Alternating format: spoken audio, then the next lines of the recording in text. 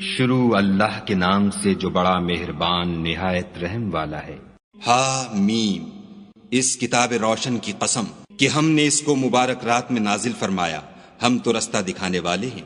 اسی رات میں تمام حکمت کے کام فیصل کیے جاتے ہیں، یعنی ہمارے ہاں سے حکم ہو کر بے شک ہم ہی پیغمبر کو بھیجتے ہیں۔ یہ تمہارے پروردگار کی رحمت ہے، وہ تو سننے والا جاننے والا ہے۔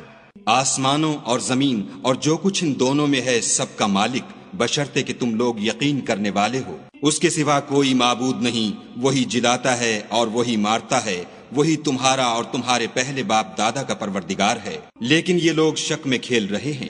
تو اس دن کا انتظار کرو کہ آسمان سے صریح دھواں نکلے گا جو لوگوں پر چھا جائے گا، یہ درد دینے والا عذاب ہے۔ اے پروردگار، ہم سے اس عذاب کو دور کر، ہم ایمان لاتے ہیں۔ اس وقت ان کو نصیحت کہاں مفید ہوگی جبکہ ان کے پاس پیغمبر آ چکے جو کھول کھول کر بیان کر دیتے تھے۔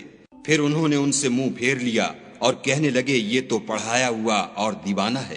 ہم تو تھوڑے دنوں عذاب ٹال دیتے ہیں مگر تم پھر کفر کرنے لگتے ہو۔ جس دن ہم بڑی سخت پکڑیں گے تو بے شک انتقام لے کر چھوڑیں گے۔ اور ان سے پہلے ہم نے قوم فرعون کی آزمائش کی اور ان کے پاس ایک عالی قدر پیغمبر آئے جنہوں نے یہ کہا کہ خدا کے بندوں یعنی بنی اسرائیل کو میرے حوالے کر دو، میں تمہارا امانت دار پیغمبر ہوں، اور خدا کے سامنے سرکشی نہ کرو، میں تمہارے پاس کھلی دلیل لے کر آیا ہوں، اور اس بات سے کہ تم مجھے سنگسار کرو اپنے اور تمہارے پروردگار کی پناہ مانگتا ہوں، اور اگر مجھ پر ایمان نہیں لاتے تو مجھ سے الگ ہو جاؤ۔ تب موسیٰ نے اپنے پروردگار سے دعا کی کہ یہ نافرمان لوگ ہیں۔ خدا نے فرمایا کہ میرے بندوں کو راتوں رات لے کر چلے جاؤ، اور فرعونی ضرور تمہارا تعاقب کریں گے، اور دریا سے کہ خشک ہو رہا ہوگا پار ہو جاؤ، تمہارے بعد ان کا تمام لشکر ڈبو دیا جائے گا۔ وہ لوگ بہت سے باغ اور چشمے چھوڑ گئے، اور کھیتیاں اور نفیس مکان اور آرام کی چیزیں جن میں عیش کیا کرتے تھے۔ اسی طرح ہوا اور ہم نے دوسرے لوگوں کو ان کا مالک بنا دیا۔ پھر ان پر نہ تو آسمان اور زمین کو رونا آیا اور نہ ان کو مہلت ہی دی گئی، اور ہم نے بنی اسرائیل کو ذلت کے عذاب سے نجات دی، یعنی فرعون سے، بے شک وہ سرکش اور حد سے نکلا ہوا تھا۔ اور ہم نے بنی اسرائیل کو اہل عالم سے دانستہ منتخب کیا تھا، اور ان کو ایسی نشانیاں دی تھیں جن میں صریح آزمائش تھی۔ یہ لوگ یہ کہتے ہیں کہ ہمیں صرف پہلی دفعہ یعنی ایک بار مرنا ہے اور پھر اٹھنا نہیں، پس اگر تم سچے ہو تو ہمارے باپ دادا کو زندہ کر لاؤ، بھلا یہ اچھے ہیں یا تبا کی قوم؟ اور وہ لوگ جو تم سے پہلے ہو چکے ہیں ہم نے ان سب کو ہلاک کر دیا، بے شک وہ گناہ گار تھے۔ اور ہم نے آسمانوں اور زمین کو اور جو کچھ ان میں ہے ان کو کھیلتے ہوئے نہیں بنایا، ان کو ہم نے تدبیر سے پیدا کیا ہے، لیکن اکثر لوگ نہیں جانتے۔